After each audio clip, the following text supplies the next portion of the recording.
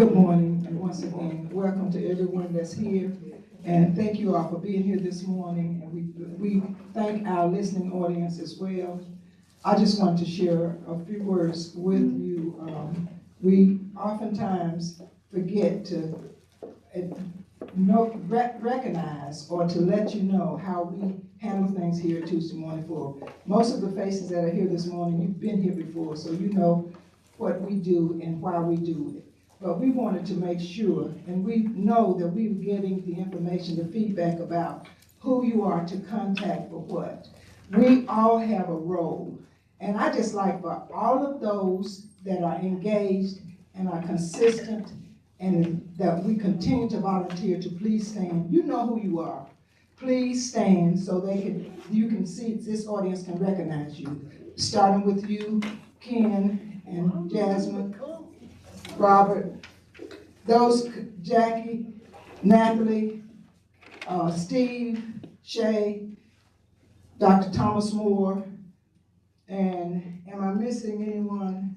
We have Mary over here. But anyway, we're the ones, you can be seated now, we're the ones that volunteer, and we're here almost every Tuesday morning, you know, every week, except for we take out during the Christmas time. But just as information, if you would like to be a presenter at the Tuesday Forum, and Sarah Stevenson did us a session plan, and she asked Jackie Walton, Jackie please stand, Edwards, to facilitate, convene, be a convener, and me to be a convener. So we're the individuals that you are to contact if you would like to support us in any way.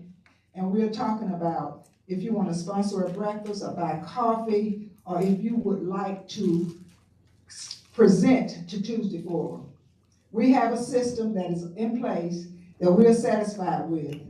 But all of us, like for the month of February, Winston Robinson, who is one of our facilitators, is planning the scheduling for February. Mary Johnson, for Women's Month, is planning the schedule for March. Natalie McGarrett has been asking us to consider bringing our leaders in our community for years, and she did that this year. She brought a bunch of them in, and they responded to her in a positive way. So we all have different roles that we play, but if you want to sponsor or you want to be a speaker, you know, for the month of February, Winston. It's full. And for the month of March, Mary, and all of our leaders in our community, particularly the African American leaders, Natalie. And the scheduling for what she did this year was right at the end of the year. So, but anything else that you need, the two of us, we have cards on the back, we have telephone numbers and contact information. I prefer a text. And Steve is still with us. Steve has been with us all these years. Let's give him a hand. And he says he's not going to leave us, but he will be around. He's going to be still assisting us at any capacity that he possibly can. So that being said, I'm going to turn it back over to Mary, and if you have any questions, you see all of us, the ones of us that are involved, and feel free to speak, ask questions, or if you want to volunteer to do anything, just you know who you need to contact. Thank you. Thank you.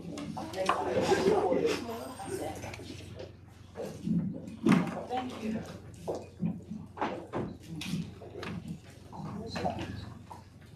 Okay, well, Laura's already introduced the facilitators, so I won't do that. Thank you. Just keep in mind that this runs until 10 o'clock. So we will stop a few minutes before 10 to take announcements. Okay, and I'm sure that you all have a busy day that you want to get to. Let's see, do we have anyone here for the first time? I see a lot of first timers here. And if you would, just please say your name. You don't have to give a speech about who you represent and all that. We just need to know your name, that's all. Thank you. Welcome. My name is Jillian Lane. Okay. Do you have any other first that you want to, I'll go on this Good side. morning, everyone. I'm Renee Harrison. Good morning, everyone. I'm Albert Sanchez. Who on this side?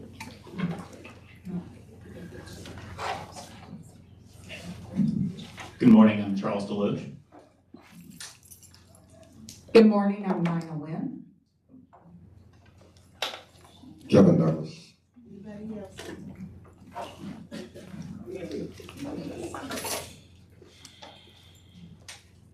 Okay, we are. Hi, I'm Sade Hobson. We want to welcome you, and please don't let this be your last time coming. We're here every Tuesday, most every Tuesday of the year. So please come back again. Okay, we're gonna take just a moment of silence for you to silence your phones. We want every phone to not ring during the presentation. It's very distracting. Please silence your phone.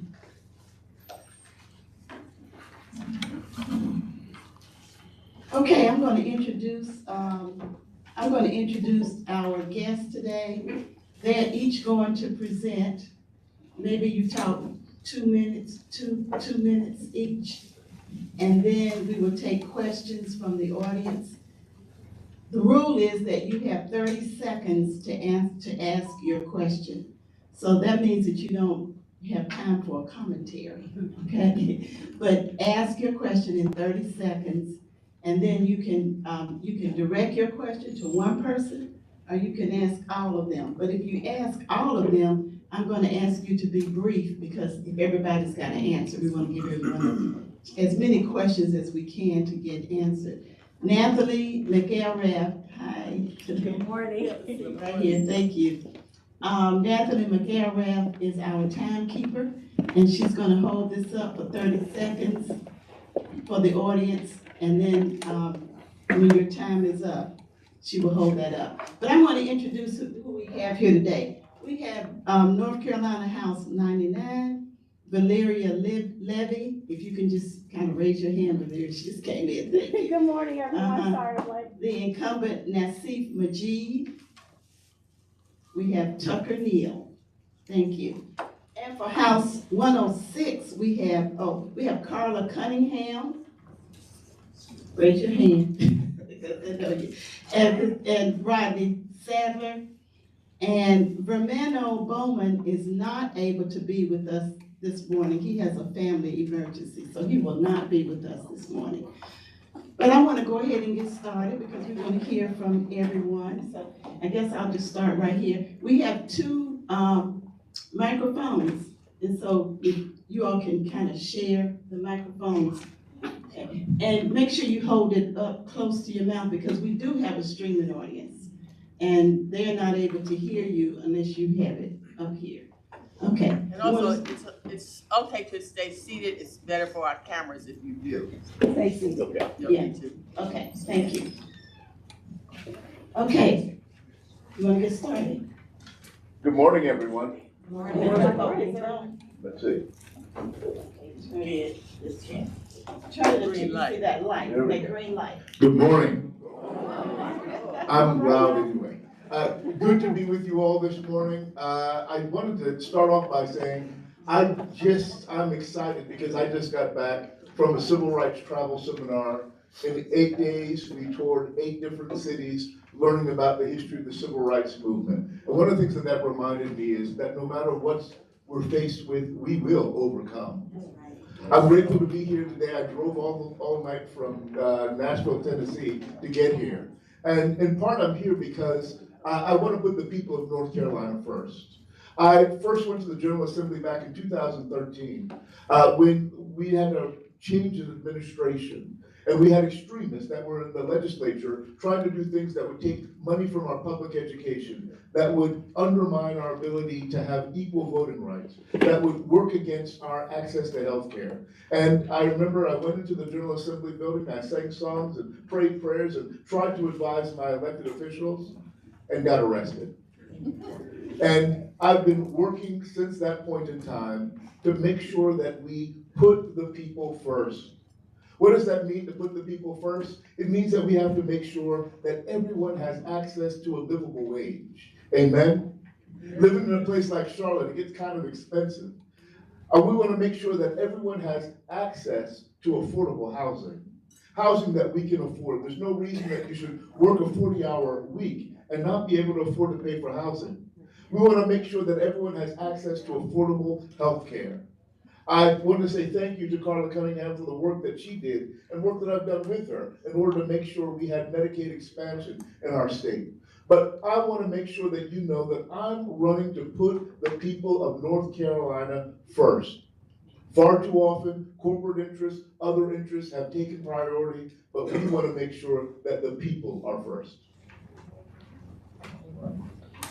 Good morning, everyone. Thank you so much to the Sarah Stevenson Forum for having me, and thank you so much to everyone for being here. I want to say thank you to the fellow candidates as well. I want to say a little bit about myself and just my main platform pillars. My name's Tucker Neal. I'm a first-time candidate.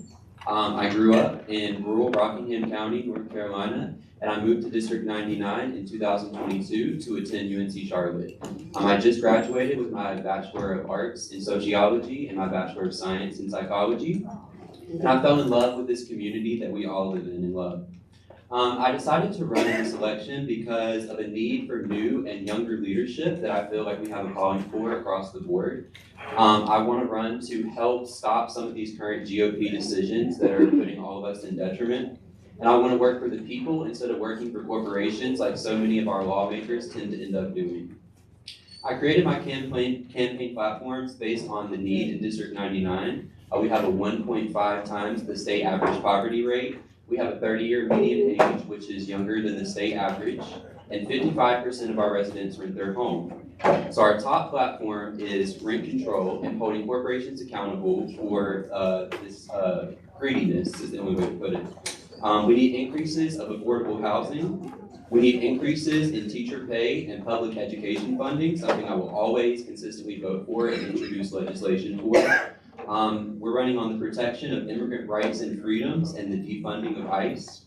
We're running on voter representation and de-gerrymandering, public safety, mental health support, and gun restrictions. Our campaign supports many more issues that are facing our state and community, but I promise to always vote with my constituents instead of to gain profits or power, which brought me to create our new slogan, new leadership and true representation, which is exactly what we stand for. Thank you again, everyone. Hey, good morning, everyone. Hope everyone's doing well. I am Valeria Levy. Let me say thank you for having us here. And again, I apologize for being tardy. My campaign is grounded in what I call a circle of service. And the reason I call it a circle of service because most of us don't live one issue lives. If one thing happens, the other thing happens, then the other thing happens, then the other thing happens. Many of us will say when it rains, it pours. But in reality, it's just the circle of life. In District 99, when healthcare fails, it affects whether parents can work. When wages don't keep up, families struggle with housing and childcare. When transportation or internet is unreliable, kids miss school and miss appointments. And when schools are drastically underfunded, the impact ripples through the entire neighborhood. That's why, again, my platform is built on 6 very connected pillars. Healthcare that works when you need it, jobs that pay enough and children families can afford, infrastructure that gets people to work, school, and to care, affordable housing and manageable energy costs, education that works for every child and every teacher, and real constituent services. When something isn't working and something isn't right, you need to have an office and person that you can call, ask the question whether or not they're in this district or not. Circle of service means we stop treating problems in isolation and start governing for real life. It means showing up, listening, and following through for every family, every neighborhood, and every classroom in District 99. And thank you so much for having me. Good morning.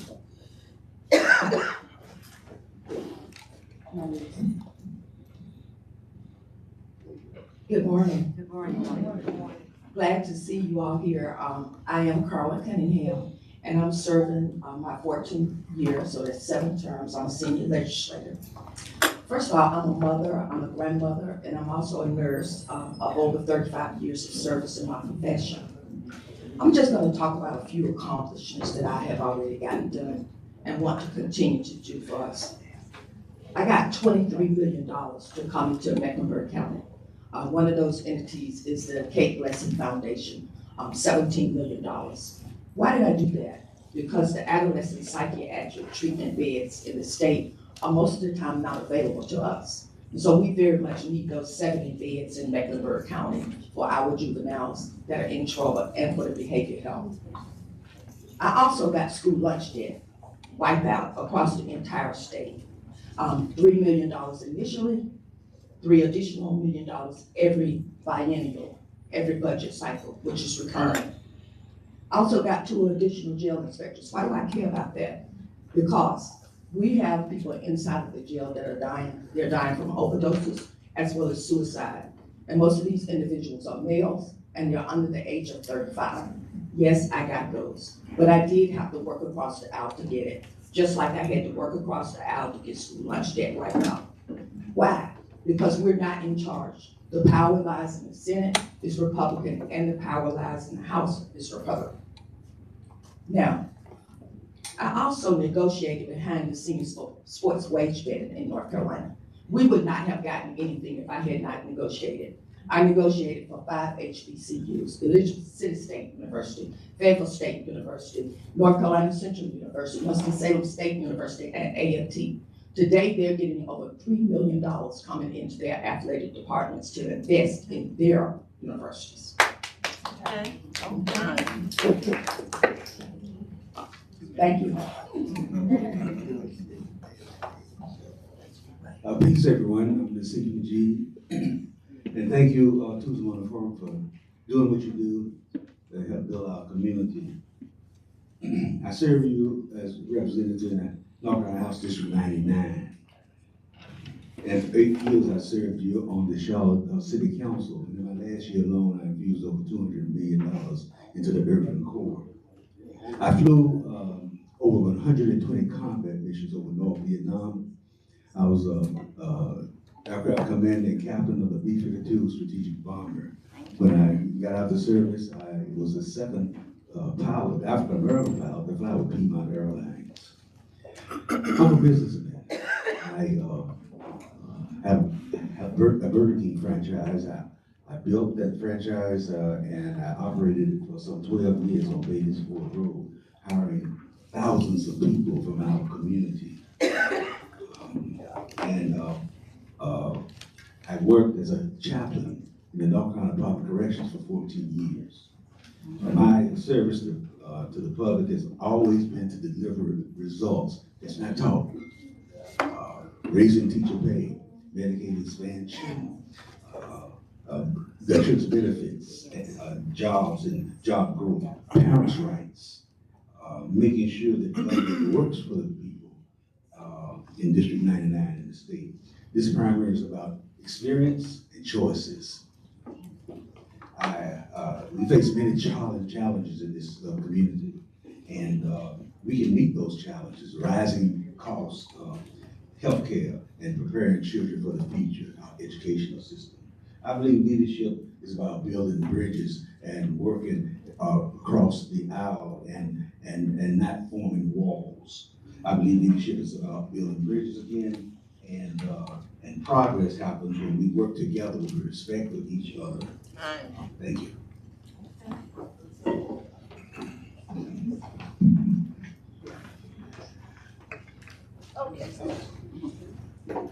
Okay, we are ready for questions. Do we have, who's got the first question here? Yeah. Who has the first?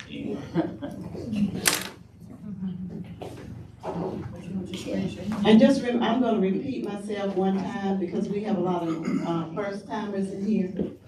The question should be 30 seconds and not a commentary. Please just ask your question. If you have a question, raise your If hand. you have a question, raise your hand. That's right, I'm sorry. Because we do have a lot of new people here. So she's gonna come around and get your name so that, Okay.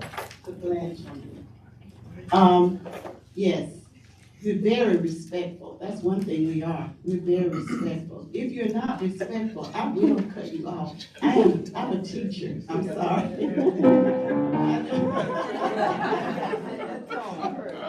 I set my tone in my classroom, and I know what's right and what's wrong. And we're respectful to everybody. Okay. First question. I'm proud of Smith alone, and you both referenced North Carolina A&T, and I just want to comment and say, I don't know what the A&T Aggies All right gave now, them $20 million you gave them. They ain't whooped nobody. My question is, this is for Carla and Lucia. How many times and why in each case did you vote opposite your party caucus, and what was the most significant outcome of those specific issues that you would consider the most important of those crossing party lines? Thank you for the question. I had that statistics right here. Since Cooper in 2019, there were 78 vetoes. And Governor Stein, since his term in 25, there were 15 vetoes. So a total of 93 vetoes. And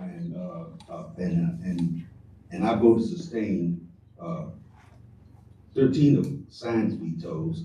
And so only 2 out of the 93 I voted against, and I stood on parents' rights. And I stood on the crisis that we have coming up in the electric, building the electric grid and lowering the prices 5 to 6% for our citizens as far as electric bills are concerned. So basically, that's a small percentage that I didn't sustain the governor's vote. You did? Yes. Okay. Okay. May you repeat the question? How many times? Bring back to That's right behind you, right behind you.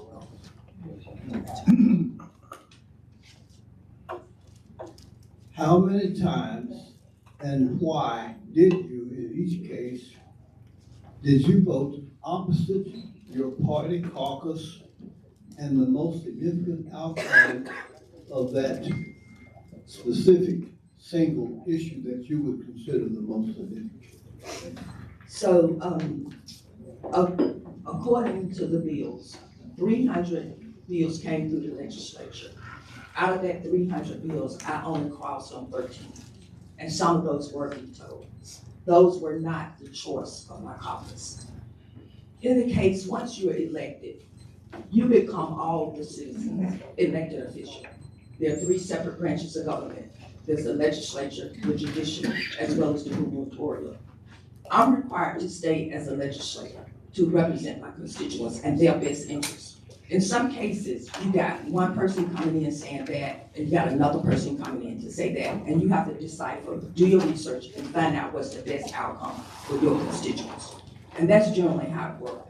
If you are aligning with the party 100% of the time, I would dare say you're not servicing your constituents. You must cross over in order to get anything done, as you walk out with nothing. And that's everybody. That's on the Democratic side, because we don't have power to control those levers where the resources are. Next question.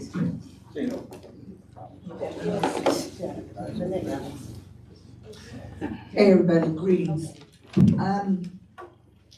Black women in North Carolina already face higher maternal mortality and deserve full bodily autonomy without government interference.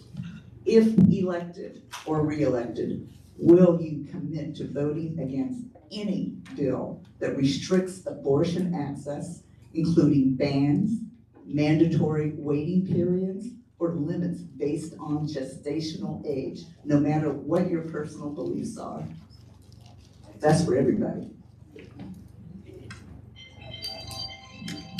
Thank you for the question. I am pro-choice, And I do believe that I should control my body and what happens to it. So I would stay where I am on that. I am pro-choice. I'm pro-choice, and my vote has indicated that when it came to the floor, and I'll stand by that. I stand with women and their right to make decisions about their own body consistently and will always vote for abortion rights as an elected official.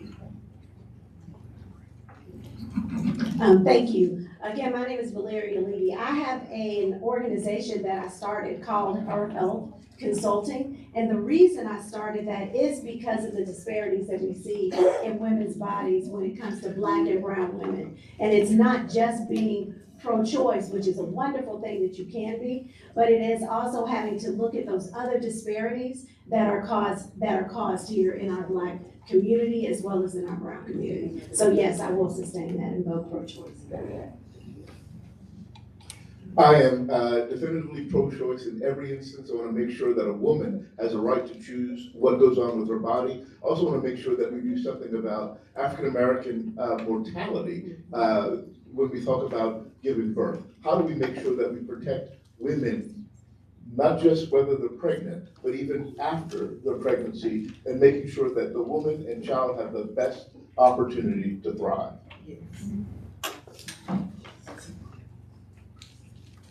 Good morning. All my life, I've been hearing the same thing from politicians and the same, promises. How are you different to actually make these things happen? And it's more of a foundational thing. The system is working like it's planned to work. Like when you say healthcare, you're saying medicine. When you're saying education, it's indoctrination. So how are you going to change these things in the system to actually make a difference instead of feeding into what it's made for, what it's doing?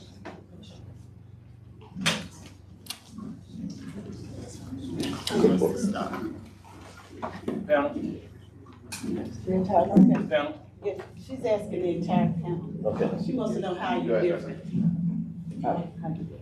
Well, I'm a person of action. You talk about dealing with things in the community. We see a $40 million regional recreation center in our community. I spearheaded that situation. We had a business incubator that affected jobs and job creation in our community. I spearheaded that. We dealing with monies for sports departments for our HBCUs. I was co-sponsored and worked with Representative Cunningham on that. So I'm where the rubber hits the road. I always like to say what we have done, and that's my position as long as I've been my 8 years in the General Assembly. Results, not talk. Thank you. I like the question. Simply, I want to talk about Medicaid expansion, because before I was elected, I was working on Medicaid expansion. I worked on the ACA when it was done. We did a coalition here in Mecklenburg County to help push the president to get those results. And Medicaid expansion right now has helped over 700,000 people in North Carolina. And I was able to stay at the table, no matter how difficult it was, by building those bridges and relationships to get to solutions and results. And it is difficult because you're meeting people from 120 parts of the state. And you've got to meet them where they are, whether they have the same philosophy, ideology, or they sound like you, or their background. You've got to learn how to work with people. And I've exercised that for 35 years. As being a health nurse, I was able to go in rooms and say, I don't see a Republican, an independent, or a Democrat, and give them the healthcare services that they deserve. So I am solution driven, and I am very much transactional. And it has been a change and a good shift for me. Thank you. Thank you for your question. I think that your question comes from being in the community. If you represent, and what I'm seeking to represent is District 99, then I need to understand what the needs are of the community. And those needs need to make sure that they're being heard and fought for in the legislature. That doesn't mean that I'm taking PAC money and my votes reflect that PAC money that I'm taking. What it does mean is that you stand up for your community. You fight against the system that, again, you're correct, was designed to make sure that people are held down. I am a community advocate fighter. I've built my life on that. I am always fighting for all people. I don't lead that way. I've never led that way. I always make sure that community is front and center and being fought for. Anything other than that, you're fighting for the people that are paying you. So as long as you're keeping community in your focus, you should be able to lead effectively. Thank you so much. How do I feel like I am different and how I could be different as a representative? I feel like, I grew up in the 21st century, and I think that I can be a modern leader to solve modern problems. I feel like, with my life experiences, I have been questioned about my age and, where I'm at in my life journey. But I feel like as a representative, you need to be someone who reflects the people and your constituents, which is something I feel like I can do. I think of myself as a sociological thinker instead of a political thinker, which I think is very important. I've taken place in many sociology research projects, and I feel like I could bring that empirical experience to the table to represent all constituents and put biases aside. Thank you. Thank you so much for that question. It's a wonderful question. I believe that in democracy, we all have to do all that we can if we want to protect it. If we want self-governance, we have to be involved. I remember when we were trying to get Medicaid expanded and we couldn't figure out a way to do it. I went to the Obama White House and I worked with them on the inside to figure out if there was a pass around, if there were other ways that we could make sure that Medicaid expansion was done. Not only did I do that, I worked with the Moral Monday movement to lead protests on the outside to try to force people's hands. In addition to working in that way, I learned from the Moral Monday movement that we need to be fusion thinkers. That means we need to think about healthcare, environmental justice, education, voting rights as one issue. They're all working for a better society. So I've been trying to work together and have this fusion mode of thinking the entire time. And I believe that by doing this, we will not just get improvements in healthcare, not just get improvements in education, but we'll get the kind of society that we all want. Good morning, good evening, good night. This is Dr. Blanche Penn. I always leave you with this: if yesterday was today and today was yesterday, what would tomorrow be? So my question to you, that's my motto and I always stand by it. My question to you is, how are you working to support grandparents? I'm always going to talk about us. Raising grandchildren and family facing housing insecurity. This is happening, so what are you doing? Okay, I'll start. I have worked on several projects with the aging community, and as we all know, we're facing an aging crisis across the entire country. Soon we will have a far more larger proportion of older individuals than young people and middle-aged people. So we need to start working for healthcare that supports those people now and preparing for that. More long-term care funding, more care funding for Medicaid and Medicare. And really just putting those issues first to make a priority for our aging communities, which are often left behind in legislature, I feel like. So, as we look to tomorrow, we need to also look for our aging adults and protecting them. I understand that concern. I was in part raised by my grandparents.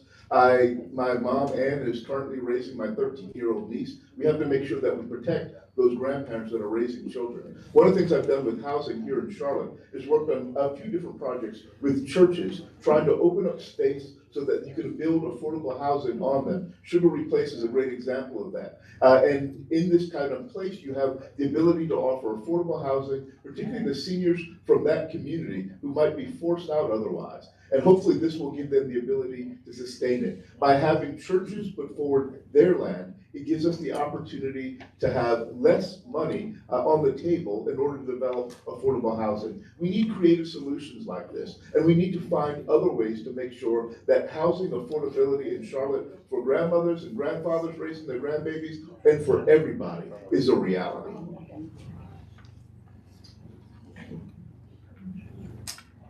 Thank you for that question.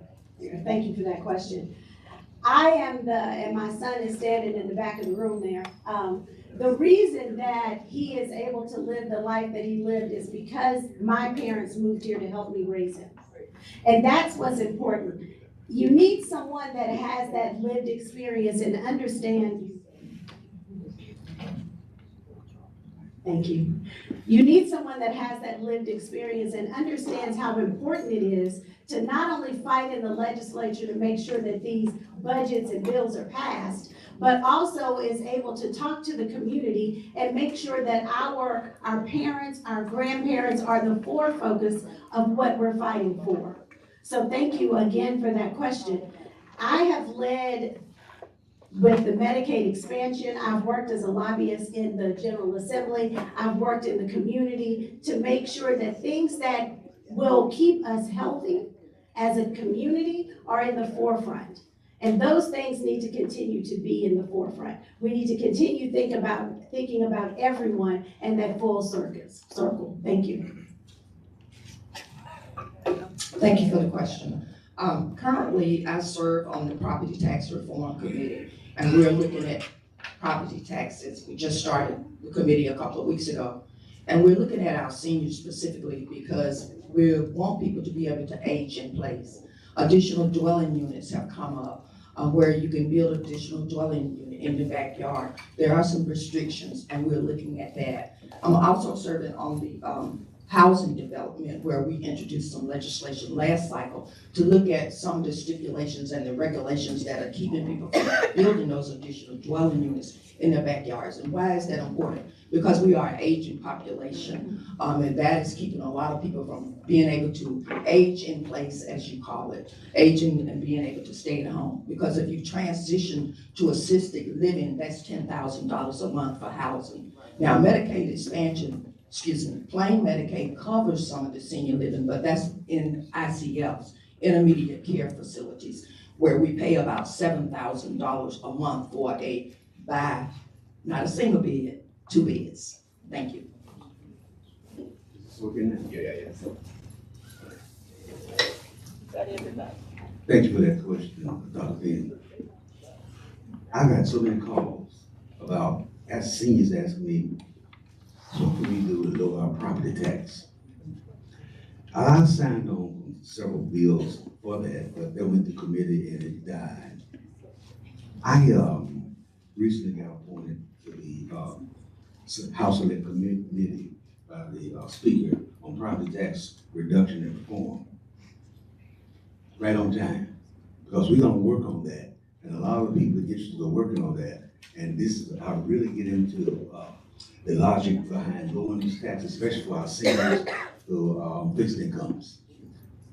Second of all, I serve on the Appropriations General Government Commission. And you talk about affordable housing now. I lobbied and worked with my colleagues to get $10 million added to the Housing Financing Agency for housing. Now, that's a pittance, that's a pittance, but I want to do 30 million next time. And so, but we got to work where we are and improve that situation, make it better. Thank you. Okay, Jennifer. Good morning, everyone. Jennifer Roberts over here with a cold. So I hope you can hear through my mask. This question is for Representative Cunningham. And we are huge supporters of public education. We know that it is under attack here in North Carolina. And one of the veto overrides that you voted for, Representative Cunningham, is going to provide $2 billion to private school vouchers over the next decade.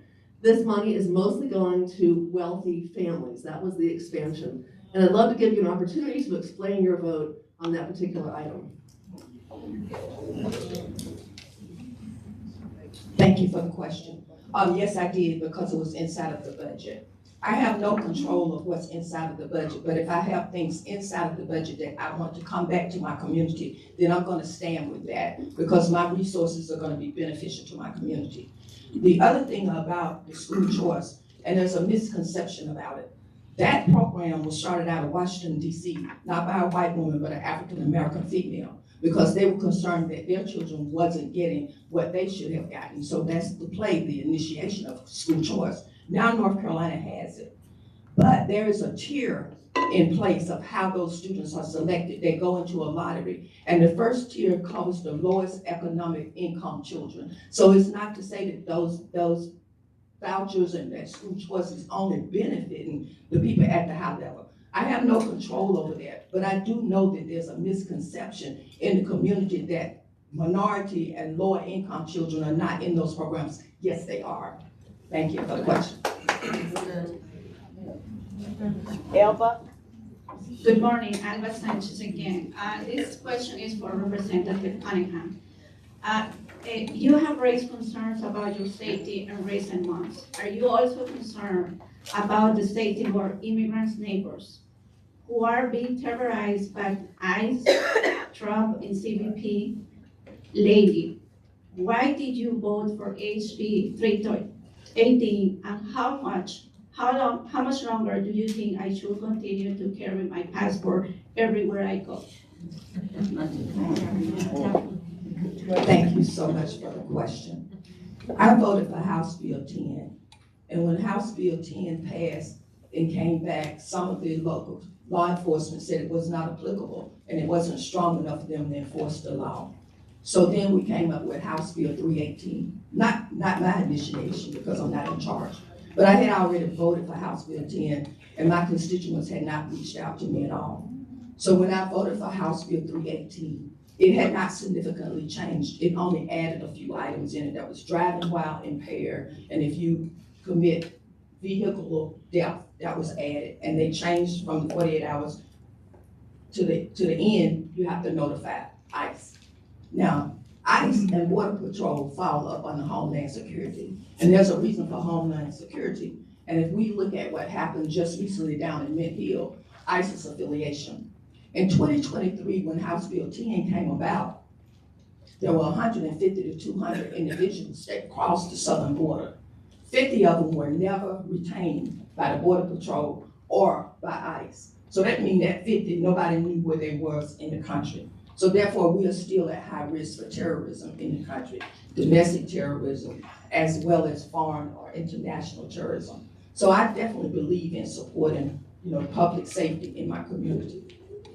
Now, if you want to talk about immigration, I already made an apology about what I said on the floor of the House. It's out there. The video is available for anyone to go to my website, carlacunninghamnchouse.com. Before I went to the House and made those statements, yes, I had received numerous threats, and I'm sure y'all have seen it all on the TV in the last day or so. And I didn't speak about it. I held it. But I definitely had internal shock, internal shakeup because of that threat. So when I went to the House and I stood on that chamber floor, I was very upset, very, because my life was put in danger, because my children's life was put in danger, because my grandchildren's life were already put in danger.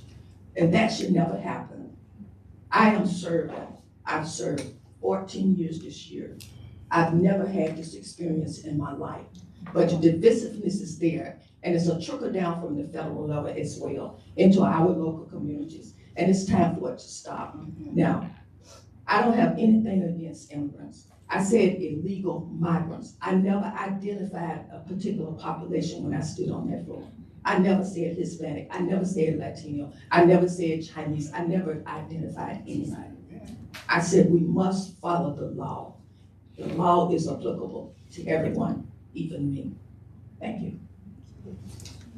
Jay? My question is for the young lady in the middle. You mentioned Larry. I'm a community advocate, and you mentioned two things: community advocacy and lived experience. Where does lived experience have the next level of when you're talking about legislation that we need you guys to pass? And then how can we provide cover for you as you support the things that we need you to do? Because we're looking at what's going to happen in the next 3 years. People are going to be dying. They're going to be injured. So we need to think about that before. So how can we support you as you support us as we come up to Raleigh? Because we know how Raleigh works and how it affects Charlotte. We're hurting. We need your help. Thank you. There we go. Thank you for that question. Community is very important. And we need to make sure that there's people out here in the community just like you that are doing the jobs, that are doing the work, that are making sure that the voices are being heard from the ground up. And if we don't, as leaders, make sure that we are meeting with these same community members and understanding what the needs are, then we can't legislate. Then what you're doing is legislating from what you think and what you believe and how you want it to happen.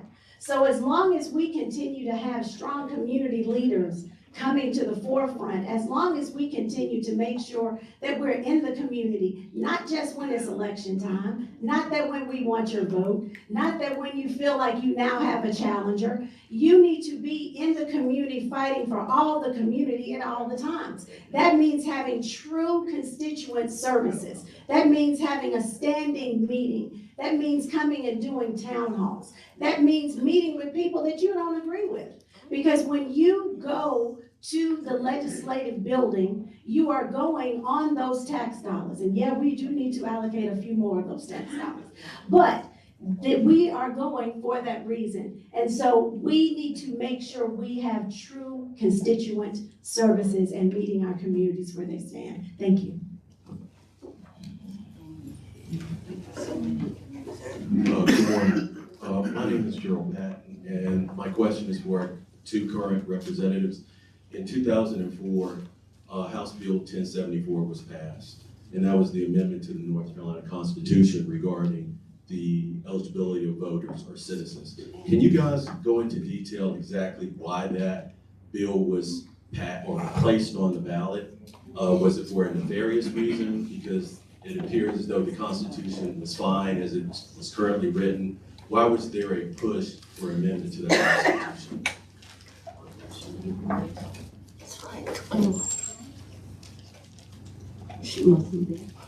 Thank you for the question, but I'm gonna tell you up front, I have no idea. Because I wasn't there in 2004, and I would have to have a reference to where to locate that specific bill, house number or something.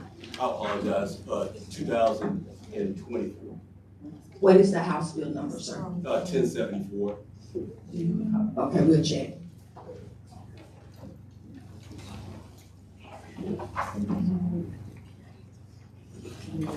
Okay, do we need to go with the Okay. Hello, y'all. How y'all doing? Oh, you gonna go with the next one? No, I was gonna say, you all are,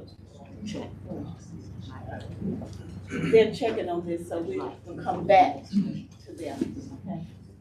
Hello, everybody. My name is LaTasia Fitzgerald. I am also a community advocate, and I am a graduate of UNC Charlotte, so hello, Tucker. My question is for all of you, but I definitely wanted to hear from Representative Cunningham.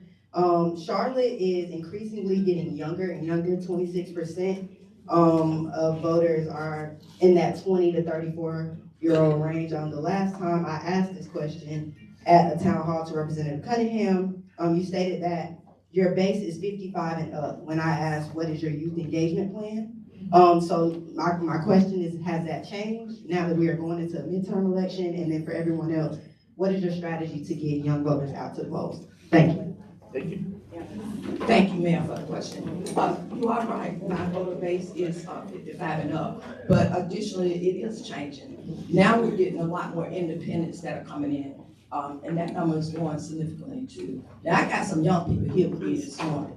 When y'all stand up, young folks that's following me, I got some young people here with us because they are.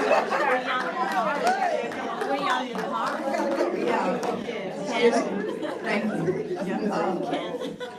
I'm trying to get the young people to come in and be more engaged in the political scene. Now, you can also page, and I've had several young people to come and page, but there is something about the young people that's different about people in my age bracket. They're more inclined to use their social media.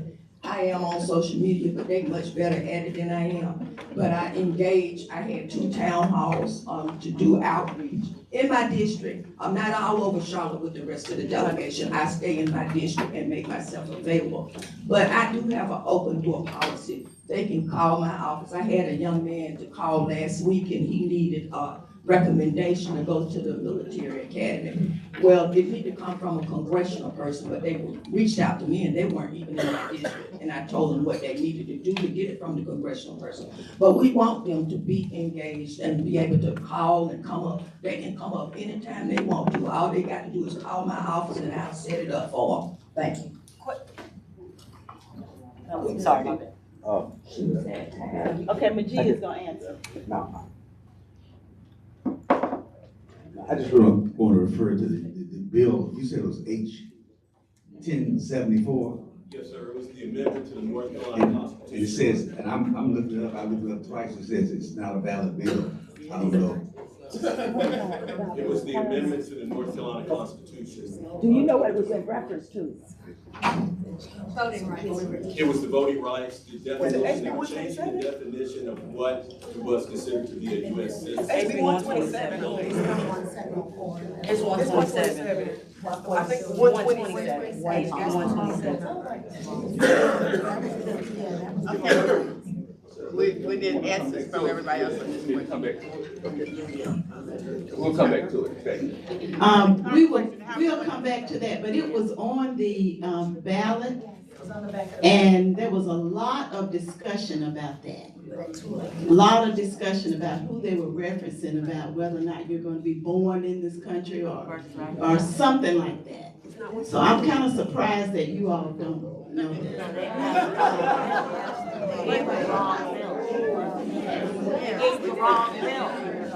Okay, we need to finish up with her question. Her question is, how are you gonna get the youth engaged in voting? No, how are you gonna help turn them out? Cause I think that's. Okay, so let's finish up with her question, and then we're going to, Everyone has Kim. Only Carla has answered. Okay, Carla has answered that. Right. Anybody else want to answer how you're gonna get the youth involved? Okay, I'll go next. So youth engagement is a huge part of our campaign. My campaign team is made up entirely of people from 20 to 30, which is the largest age bracket in our district.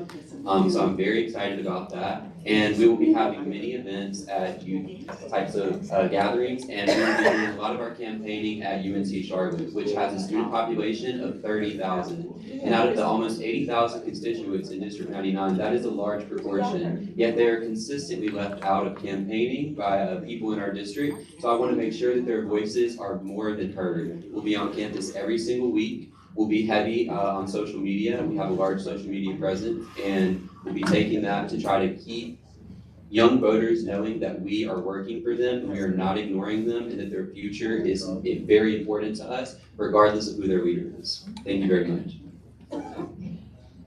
Thank you. You know, as I sit here and struggle with a little bit of perimenopause, y'all saw me pick up my finger. I'm reminded that youth isn't only about age. Yes, youth is age, but youth isn't only about age. When I was traveling before, my mother would make sure that I had videos, and she wasn't a youth at the time. So it's how you perceive your age and how you perceive and community perceives you. I currently have quite a bit of youth involvement, and I think that comes from me going ahead and doing a TikTok. Me going ahead and making sure that I'm reaching out to the Divine Nine, reaching out to several different sororities, fraternities, reaching out to the beauticians, the small business owners, the entrepreneurs. It is all about making sure that you are involving your community in every step of your plan. It's not just saying, I'm only going to reach out to youth, because youth could be the grandparent that is raising the youth. So you have to make sure that all of the community is involved every step of the plan, and that is exactly what I'm doing currently. Thank you.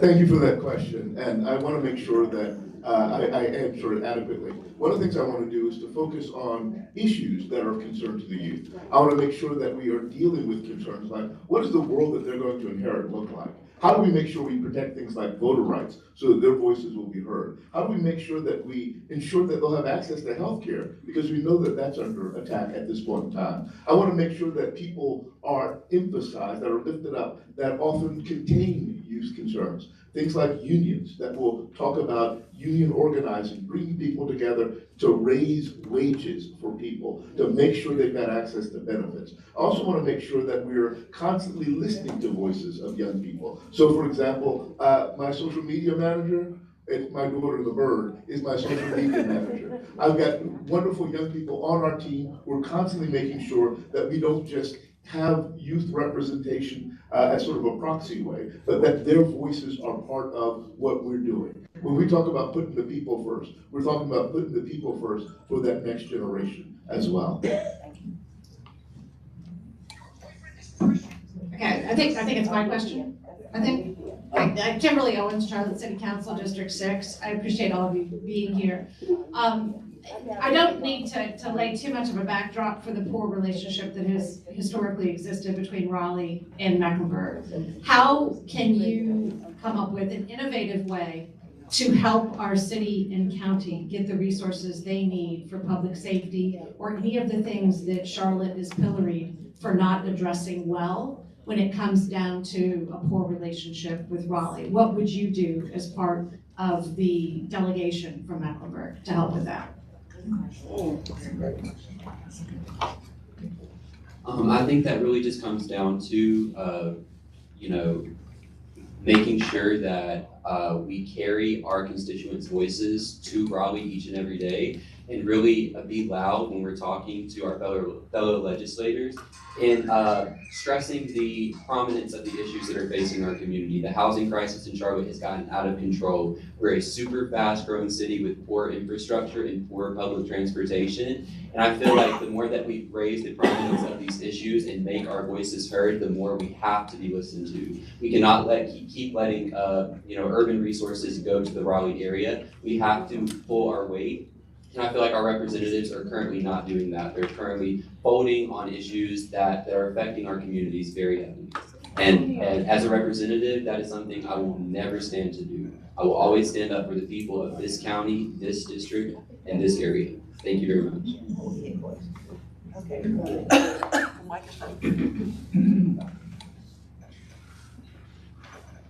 Working in Raleigh, in the North Carolina legislature, is about relationships. If you don't have relationships, you can't even get to the bathroom. Now, I'm only served this is my 8th year in the legislature. There is an urban-rural divide. It's been there when her husband was serving in the legislature. I picked up an old article. It was about the urban-rural divide. That's back in the 80s. I serve on the agriculture committee, and I have a reason to serve on the agriculture committee. Agriculture is our #1 producer, over $100 billion in the gross product of this state. Now, I served on that committee because I want to make relationships with people in the rural areas. That was my long-range term. So I work with people, and you get relationships with people, and then you can share with them some of your concerns, the urban concerns, and you can look at that rural concerns, and you can find some kind of happy medium so you can get something done. And as a result, like I tell you, I serve on this tax committee. And that's gonna get a lot done for our people, but I had to build relationships to even get selected to be on that. So it's a process, relationships. Thank you for the question, because that is very important. Because the local delegation in Mecklenburg County is not that diverse. It has mostly Democrats on it. And if you look at what the General Assembly is made up of, in the House, there's 120 members, 70-something are Republicans. In the Senate, it's 50 members. Only 17 of them are Democrats. So you have to learn how to operate within that environment. But they have lobbyists, they have government relations people as well that constantly come to Raleigh for their acts of what the community needs back home. And I think we saw that happen with the rail line, the PAC Act that was done for us to get the money for the rail line. It wasn't a Democrat that led the fight to get there, even though we signed on, because the Republicans had a relationship with that individual that came out of our area, and they were willing to work with them on it. It probably wouldn't even have come back for us to get it. But Representative McGee said something very important, and it's building those relationships with the people in the other areas of the state so that you can find out what that commonality is, what takes them, what makes them want to align with you. And it takes time to do that, and it's very important that you do that, or else you get nothing done. Thank you for the question.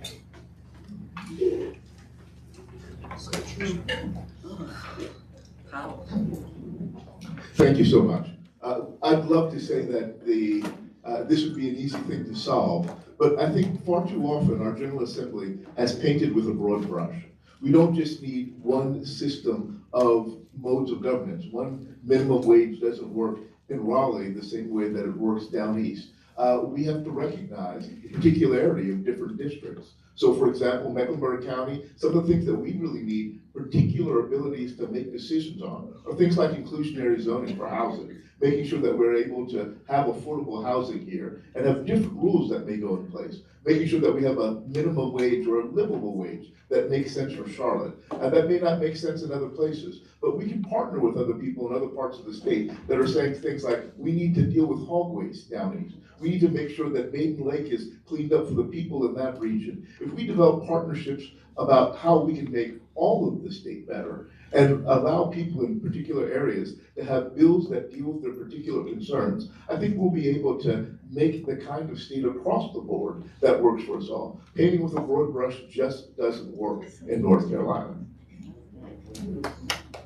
Thank you for that. You know, here's the innovative idea. Work together. Right? That's the innovative idea. Make sure that the people that are elected for these positions are working with other people who are elected for these positions so that you have the information that comes from the constituents in the area that elected this person to city council, then that person reaches out to the people that are elected in the legislative building. It's a full circle. If we continue to work in that circle, then we can make the changes that we need. Then we understand what's needed at the ground level. We can make the argument in the General Assembly why the wage needs to be what it is here in North Carolina. We need to make the argument here in the General Assembly how we make that happen. Because like Reverend Dr. Sandler said, what works for Mecklenburg may not work for Eastern North Carolina. But that doesn't mean you argue for it any less. You have to work with the people who are elected. And as the District 99 representative, that's exactly what I will do. Okay, time is winding down. So what I'm gonna ask the audience, if your question is 30 seconds, and I'm gonna ask you all to 1 minute, okay? We're asking a lot of really great questions, but they are questions that really take more than a minute or even 2 to answer, okay? So just remember that you're just getting a snippet of what it is, okay? Emma, I think is next. Yeah, Emma Allen, State Farm. I want to circle back to Ken's question earlier for Representative Cunningham in particular. 13 feels like a lot of vetoes, and I wonder if you want to address any of the others. I think you've addressed 2 already, specifically around why you made the decisions that you made around those 13 vetoes. Any of the 2 or 3 of them? So I think I want to talk about House Bill 266, and that's what they're calling the Duke Energy Bill. So we rolled back about 5 years for clean carbon. It was supposed to be 2015 to 2025, and we rolled it back 5 years to 2030. And people keep on saying that bills are gonna go up. It's 3 things why that bill was put in. Number 1, we must move swiftly to clean energy. And the cleanest energy, people don't want to face it, is nuclear energy. So we have to make an investment in that. Now, why do we need those? Because our grid lines are bad. Because we're getting over 170 approximately people coming into North Carolina every day. And it's putting a significant strain on our grid lines and the use of availability of energy. So the plan is how it is set up is that once they do whatever they gotta do to make the purchase, It's like a home equity loan. You're not gonna pay the principal and the interest at the end of it. You're gonna go ahead and pay the interest at the beginning because economically, you're gonna be extra over at the end. You follow me, right? So also, AI is here. Also, data centers are coming. We're not gonna stop AI, but data centers, people don't know, are required. 30% across the country are using data centers, across the world are using data centers, and what they use them for? Healthcare, information, electronics. AI are also using it. 68% of physicians and primary care providers across the country are using for administrative. So we have to get prepared for what's coming, and we're just not there yet. Can I offer an answer? Thank you so much for that question. And one of the things I want to say is that when we, can I answer or not? Okay, that was specifically for Carly, yeah. So one of the things I'd say is that Duke Energy often makes money by building new products. And unfortunately, what that means is they'll start to build a wonderful $9 billion nuclear power plant in the state of South Carolina, let's say, and not be able to complete that. But it doesn't mean that the rates don't already go up. So people are paying more money for projects that will never come to fruition. This is a problem. This is our money. We can't afford for building projects that don't come to fruition. In essence, what I would love to see us spend more money on is expanding green energy. Things like solar energy and wind energy. Okay, I'm gonna have to cut you off because that question was specific for a candidate. May I finish? Okay, we're going to the next one. Suan? Saida? Okay. Good morning, my name is Saida Sudan. I own and operate a domestic violence shelter here in Charlotte with women that look like me. There is no shelter here that I would feel safe in to go in because of the way I look. I have visited some shelters here. There are many Muslim women that are not treated fairly. So I was always told, my father said, if there's not something that you need to create it. And I did. I created a domestic violence shelter for Muslim, non-Muslim, and immigrant women. Oh, well, can I ask my question? Yeah. You need to ask your question. We are running out of time. I'm coming. So here's my question. Okay. How would you, and this is for everybody, can I say everybody or no? You can, but just keep in mind they just have 1 minute. Okay. 5 minutes. Or less. Oh, yeah. So how will you support funding for survivor services, shelters, and intervention programs? Because that's important. I will always vote to support these things and to make sure that we are protecting women and that we have shelters available for all people. I think it starts with education as well, and making sure that we have an education system that supports all religions and all people. So we don't have these problems to begin with, but unfortunately we still do. So we must create solutions for specific groups, and just like people like you do, it just means funding those projects, supporting those people, and really raising these issues to the top of the table so they don't get drowned out by all the rhetoric we hear from the GOP. Thank you. I pray that we always have services that are available to everyone, no matter their background, their color, their creed. And I want to make sure that we do fund a social safety network to make sure that if people are in hard times, they have a way out. And I don't want that just to end with shelters. I want that to end with longer term housing. I want that to end with programs, wraparound programs that talk about cooperation between city and county, making sure that they both have the money to make sure that we can move to longer term solutions. So that's what I'd like to see come into play, just to make sure that our people not only are able to survive, but they're able to thrive. I'm just coming out of working in a nonprofit, and I'm here to say to you thank you for what you're doing, because the funding is not there for any sort of DEI and making those particular investments in communities that need to be invested in. So it's a much larger picture and it's a much larger problem. We can all try to have those solutions or say we have those solutions, but as someone who just tried to fund, it's very difficult. So yes, we all need to continue to fight with that, but also share resources. So there can be the various meetings that we're having in the community so that each community group knows and understands what type of funding is available and what tweak you can make in your language to make sure that you're getting that funding. So it comes from making sure that our groups are being educated and being given the information that they need to be able to thrive. And that's something I work on. Thank you for the question. First of all, we need the Women's Commission back established in Edinburgh County. Secondly, most of the funding for the shelters and domestic violence comes from the Government's Crime Commission, and most of that funding trickles down from the federal government, and they give grants out. Their focus this time has been keeping guns out of the violent offenders' hands.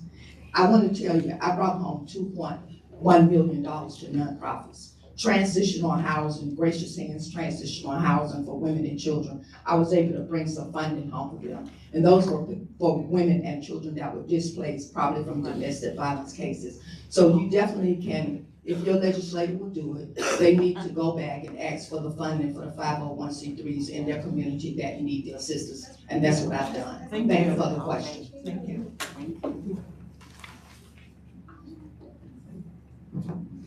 Okay, we are really stretched on our time. Oh, did everybody have a chance to say something? Well, I'm kind of short. Look, everybody has their specialty. Representative Cunningham's specialty is health, human services, and she shared some of the things she did, but I have another, I deal with veterans, that's my specialty. But we'll communicate further about those processes through which you can access those funds, and maybe you can get some success in that nature. Thank you. Okay, I want you to keep in mind also that we have probably about 10 more questions. We are not gonna get those, okay? Remember, when you raised your hand, we put your name on the list. You are on there. We may not have gotten to you yet, but you are on there. I'm gonna ask you now to question 30 seconds or less. 15 is plenty of time to ask a question without commentary, and direct it to one person. One person. Is your hand up? Yes. I'd like to direct the question. Ms. Nina? She next. I don't think you're next. No, you're not next. It's Nina. Hi, I'm Nina Wynn. I'm a United Methodist minister, and I've been in Charlotte for over 30 years. In 2016, Rodney, you helped us so much in the community. You led the clergy. This is to Rodney. I know, but please ask your question. We got so many. Rodney, is your leadership was so important to us. How did you learn how to do that? Where did you get that experience? I think I've worked for a number of years.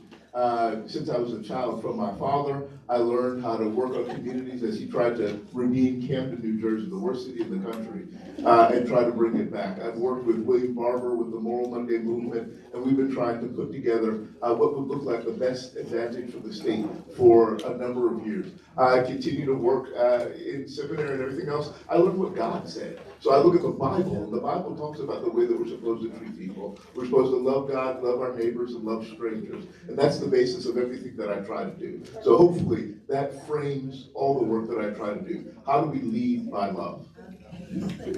Okay, I'm going to stop just a minute. There's a Ford 150 that's blocking. People cannot get out. Okay, go ahead. Hey y'all, my name is Charles. My question is for the two sitting representatives. I hope that's okay. It's really quick. I'm wondering if you'll commit right now to vote no on any bill that hamstrings local governments from making their own decisions on property taxes. We know that the state legislature doesn't provide what these communities need, so local governments have to step up. And if you hamstring us, they won't be able to do that. So I'm curious if you'll make that commitment. That would just take a yes or a no. What you say? Thank you for the question. I think, it's easy to say yes or no. We have to look at the information that is given to us and dissect it and research it ourselves. We try to give the authority to local government as much as possible, but we have seen where regulations have prevented individuals that are homeowners from expanding and moving forward with what they need to do for their properties. And that's why we are currently looking at property tax reform, as well as looking at some regulation, deregulation of some of the housing inspection requirements that are required to go forward. So we need to definitely look at it, but not make a decision based on whether it is local or statewide. Okay, Sharif. Okay, Sharif. Wait, you didn't listen. Yeah, that was just one. Do you have anything different to say? Because we asked for one to ask one person. Sharif, I'm sorry I'm moving fast, but our time is really running out. Yeah, I shortened my question down by like 25 seconds. Thank you. Good morning, everyone. My question is for Reverend Sadler. Just really quick. There's this concept called public-private partnership, and the I-77 toll was pretty much given away to private equity for 50 years, and for what will probably amount for $6 billion for what's a $650 million road. We don't want this. Republicans don't want this. What will you do to make sure that the public is prioritized in public-private partnerships? Thank you. Yeah, I want to always make sure that we're putting the needs of the people first. I want to make sure that we're not putting in place systems that will be in place for a long time that will extract more money from local people, that tax money won't be used for private investment. I want to make sure that we as the people have the opportunity to govern what goes on so that we don't build these toll roads that don't take away traffic in the middle of rush hour. It makes no sense to have these kinds of projects. So I want to make sure that we have power given to the people of the state. Thank you. Christy. Yes, yes, so this is to Representative Cunningham. North Carolina will lose approximately $2 billion annually once corporate income tax is fully eliminated in 2030. What specific revenue sources will you propose to replace this debt downfall? And if replacement revenue isn't found, which programs would you prioritize protecting? Public education, Medicaid, mental health services, or post-conviction legal assistance? And what gets cut first? Thank you for the question, but that was a lot in there. That's a complex answer. I don't have a determination of what will get cut. I know for the House right now, we don't want another tax cut. That tax cut has come from the Senate side. So we don't want another one because we're looking at our forecast of the revenues that we have. And with the changes coming to Medicaid expansion, we're worried about those 200,000 people right now that may lose, as well as we have to fund the Medicaid rebates. And we haven't quite done that yet. But those decisions won't be just made on one item. We have to look at the forecast, what the revenues are, and hopefully the Senate will not continue to push for the tax cut. That is my hope, but we definitely will have to look at each item individually and the impact that it would have on the budget. I have one short question. What can be done to improve health care here? I'm in a situation where I have a terminal patient and I can't get anything to do. Okay, who do you want that to go to? Representative. Oh, okay. Thank you for that question. I've been working on healthcare for a number of years. I was the healthcare chair for the state of North Carolina NAACP. And one of the things I want to make sure that we do is give money to local communities, healthcare centers in the county, to make sure that they're able to maximize the services that are given directly to the people. If you've got patients that aren't able to gain access, I want them to be able to gain access through at least the local public health systems. And I'm going to be honest with you, long term, I would love to see us have a single payer system, a system that said we all work together, everything goes into a common pool, and we have a means of paying for healthcare from a single source. Doesn't have to be government, it can be a single source to make sure that we take the for-profit motive out of our healthcare. Healthcare is nothing that should be for-profit. Healthcare is nothing that only the wealthy should be able to afford and the poor can't afford. Healthcare, as Dr. King said, is a human right. Okay, Sarah Ellis, right here. Good morning, everyone. Good morning. This brief question is for Representative Cunningham. You did make remarks on House Bill 266, and you answered the question on that particular entity. But I have a question for you about the contributions that you received from Duke Energy. Can you share the amount that you have received and how much the utility bills have gone up for residents of House Bill 106? Thank you for the question. There's a maximum amount that any PAC can give you, and that's currently $600 to $800. And a lot of legislators receive PAC money. And let me explain to you about PAC money. As an African-American female, I don't get as much PAC money as the other person gets. I'm the lowest one on the totem pole. But I will get something. House Bill, you were talking about the contribution. Number one, people need to understand this. There's a Public Utilities Commission in place. Most of those commissioners are selected by the governor that serve on that commission. And then there's a public side to the commission. Every time an entity public utility asks for a request for a rate hike, it has to go to the Public Utilities Commission. Then the public sector takes an evaluation of it to see how it would impact the ratepayer.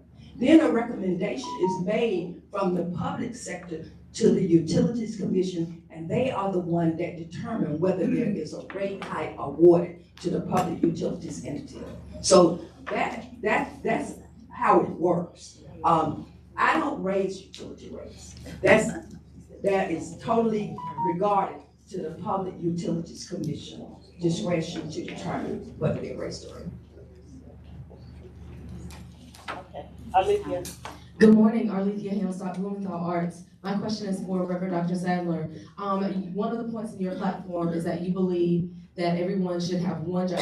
We should live where everyone has one job that is enough to afford a home, clean water to drink, and good food to eat. How can we make that happen? I think the first thing that we need to do is to make sure that local government has the ability to set livable wages. I think that that's something that we've long missed out on here in the state of North Carolina. Places like New York City have already been able to set their own kind of minimum wage to make sure that their people are able to live and live more effectively. They're also able to do things like establish rent controls to make sure that people are able to afford to live in their places long term. We need the ability to do those kinds of things. In essence, we need to do the simple things, the smart things that will ensure that people are able to sustain themselves in society. You got a 40-hour-a-week job, you shouldn't have to have 2 or 3 of those to support yourself and your children. Amen? Amen. We had a mayor. Okay, I got it. Got it. Okay. Yeah, you know, this is our process. You have to raise your hand. We are at the end of this, and we're going to give these people a big hand.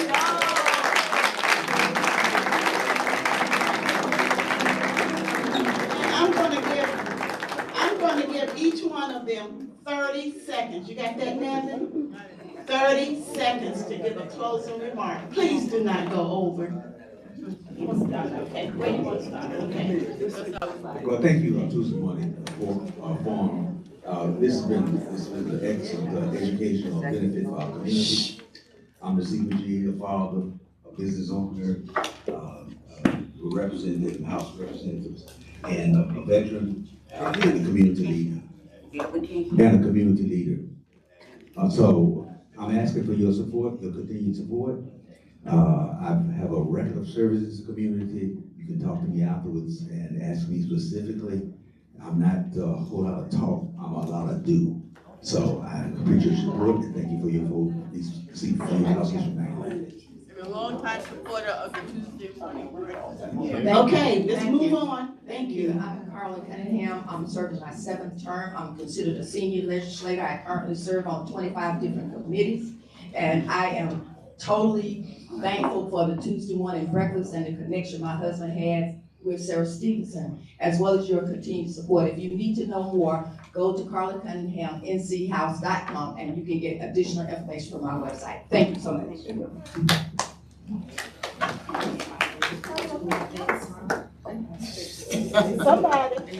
So I want to thank you all for being here today. I want to thank you again to the Sarah Stevenson Tuesday Forum. I want to thank you all for just being involved in the community and being involved in your local politics. It's very important that you share with everyone that education is the most important thing that we can do right now, and sharing our information that we know is true with each other so we can beat this disinformation crisis and elect leaders that are really going to work for the people. To find out more about my campaign, our website will be published soon, and you can go to our Instagram at TuckerNeal4NC. I think that's about it, so thank you so much again. Thank you. Thank you all for hosting. You know, this continues to be such a pivotal moment where people have an opportunity to come together and have their voices heard. I will say that my entire campaign focuses on a circle of service. I listened to a couple of things here on this bench this morning, and I want you to understand that you can focus on one thing, but families have to focus on all things. So my campaign follows that circle of service, and it doesn't end with a speech, it ends with follow through. We all have to do that. You can find my information at checklevy.com, and please reach out to me at any time.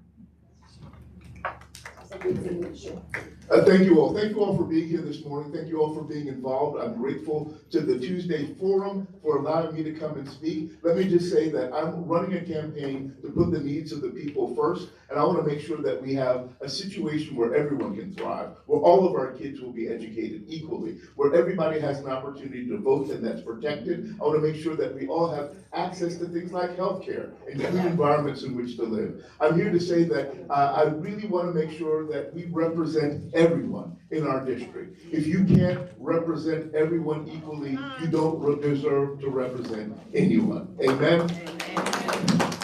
Thank you so much. Now, we're not finished. We have some announcements.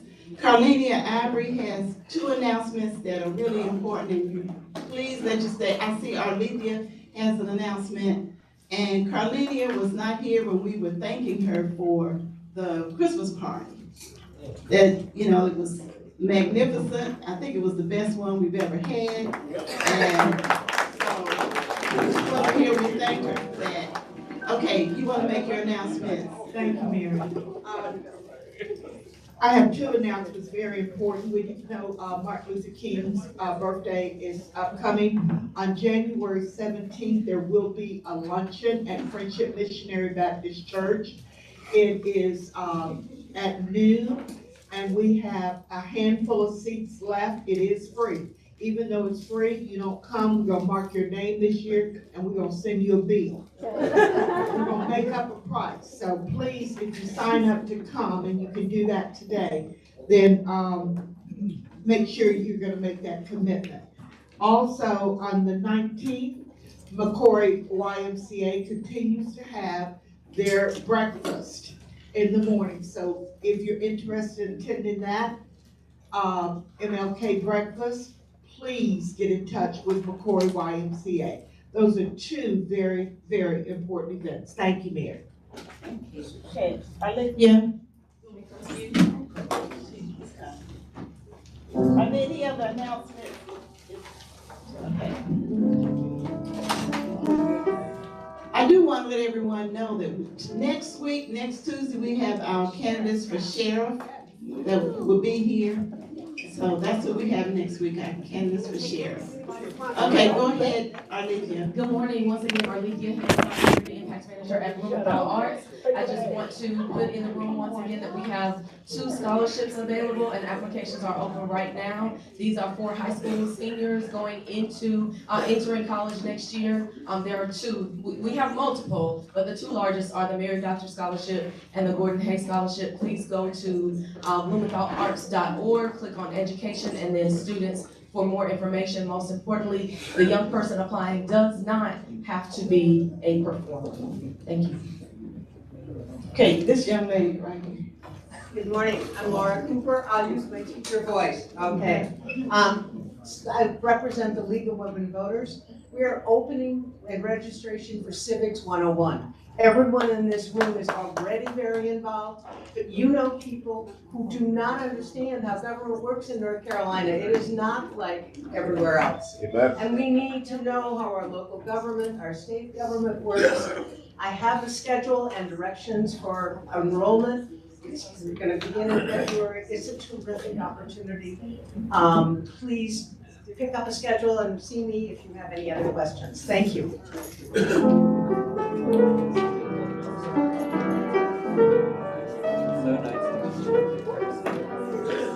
Good morning.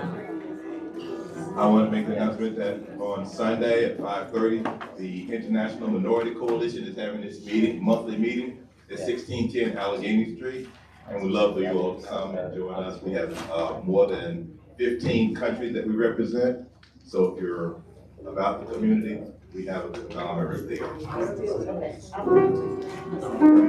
Not necessarily an announcement, more of a question. Who's gonna sponsor us next Tuesday with the breakfast? I'm looking at the sheriff candidates right here. You got? Come on.